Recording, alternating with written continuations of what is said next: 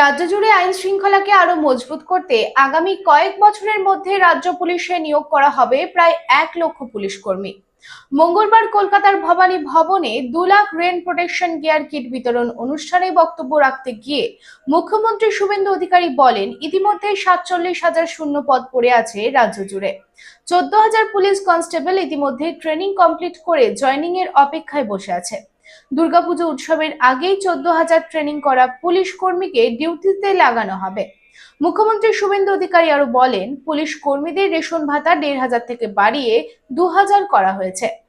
উত্তরপ্রদেশ মডেলে রাজ্য পুলিশকে সাজানো হবে। প্রতি 1 লক্ষ মানুষের জন্য 200 পুলিশ কর্মী মোতায়েন করা হবে।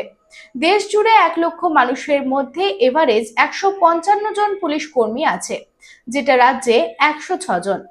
আমরা যদি পুলিশের সংখ্যা নিয়ে রিভিউ করি তাহলে দেখব যে যেখানে ভারতবর্ষে জনসংখ্যায় পুলিশ রয়েছে গড়ে প্রতি লক্ষে 155 জন, আমাদের রাজ্যে পুলিশ আছে 106 জন।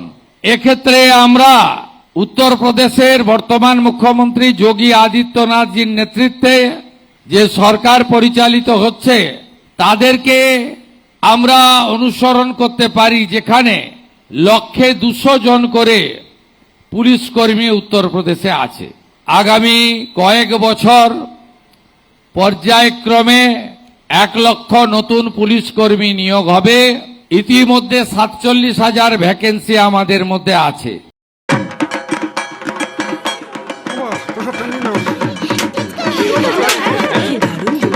কার চয়েস দেখো, কখন মহিষাসুর।